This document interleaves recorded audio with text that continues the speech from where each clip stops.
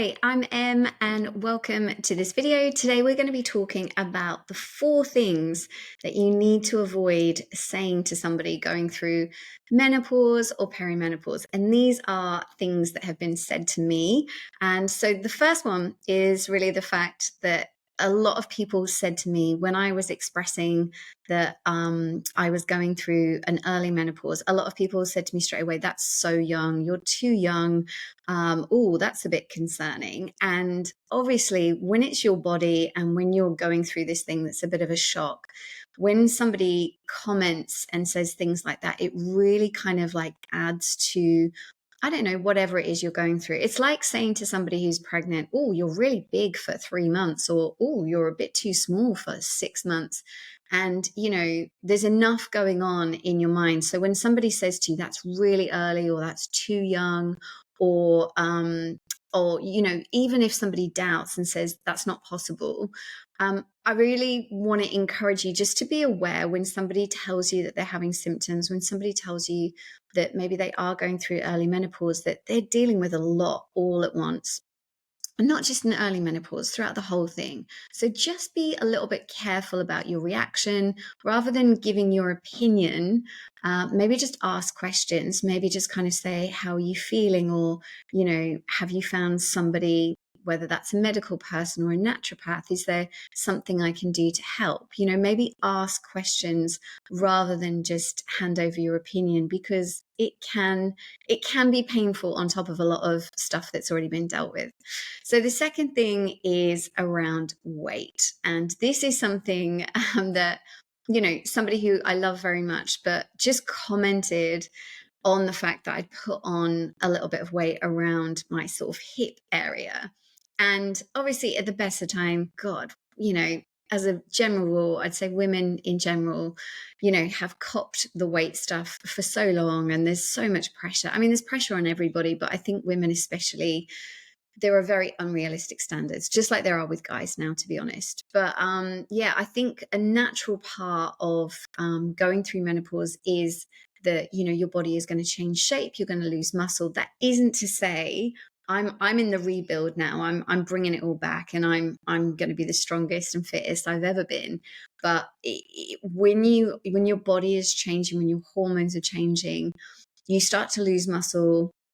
You start to put a little bit more weight on, kind of around your stomach and your thighs, and you might not be doing anything different. You might be working out the same, you might be eating the same, but it's actually what's going on in your body that changes. And that's where you really need to start looking at your nutrition. Even if you think you're on point at the moment for your nutrition needs are going to change when you go through menopause. That's a fact. So, you're going to have to look at changing your proteins and your fats, and carbs are something that are there, but you've got to be very clear about where you're getting your carbs from.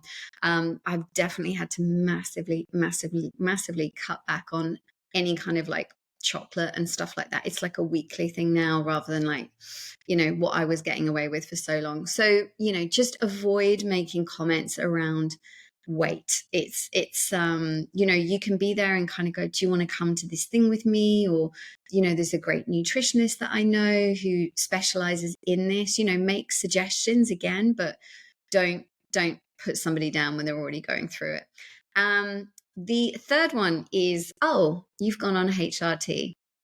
Now, a few months ago, would have been, maybe even, 6 months ago, before I went through everything that I went through, I would have been probably in this boat where I'd have been like, "Oh, HRT, that's got so many risks attached to it." And I probably would have had that reaction.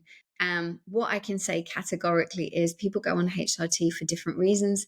For me, going on HRT was about my mental health. And I've already explained that in previous videos. As your hormones dropped, and mine dropped very suddenly, it takes your serotonin with it. And my serotonin, which keeps you stable and mentally sane, dropped really, really fast and sent me into uncontrollable crying for 3 weeks, couldn't get out of bed, very scary times. So, be careful about what you're talking about when you're talking about HRT. And again, I'm going to compare this to women who go in, like I would have, who, when they're pregnant and they want to have a natural birth, or they want to go through pregnancy naturally, and then at the last minute things change and they have to go a different way, maybe have a C-section, or maybe, use, epidurals and all these kind of things, right? And I don't think it's anyone's business really what you're doing for your body. You're making the right choices for your body. But I would always say, like, educate yourself as well. Don't just go on HRT because your mate's on it. Go on it because it's the right thing for you. And there are going to be different approaches. But I think when somebody does talk to you about the fact that they're on hormone replacement therapy, rather than kind of having your opinion on it again, maybe ask questions like, how are you feeling now you're on it? Like, what got you to the choice to go on it? Does it feel like it's right for you? And ask from a place of curiosity rather than an opinion. And the final thing is telling someone they look exhausted. And I had this as well. Like, when you are going through perimenopause and menopause, your sleep pattern can be interrupted. And your cortisol levels are going up. So if you're not managing it properly, you are going to be extra stressed, because as your hormones drop, your cortisol, it's not supporting your adrenals so much. And your cortisol is going to go up. And that means you're going to be a bit more stressed, which means you're probably going to be looking a bit more tired, which means you're probably not going to be sleeping so much. So all of those things, again, it's not helpful for someone to tell you look exhausted when you are exhausted. So just as a friend or a partner, just, maybe just check in and maybe again, just kind of go, is there any way, you could grab an afternoon nap somewhere, or you can ask your partner to take the kids out, or whatever it is, so you can have a little bit more sleep and try and catch up on sleep, because rest is so important when you're going through this phase in your life. So those are the 4 things that I know at this time kind of affected me. When you're already depleted, when you're already like low energy, when you're already low on serotonin, people very innocently are saying these things to you. It really can affect you. So if you are a partner of, if you are going through menopause yourself, if you are someone whose friend or family member is going through perimenopause or menopause, just be aware to ask questions rather than give your opinion. Until you get there yourself, you do not know what decisions you're going to be making. And so rather than questioning someone's decision, it's just asking questions from a place of curiosity. So they're my 4 things to avoid saying to somebody who's going through perimenopause and menopause. And I will see you in the next video. Take care.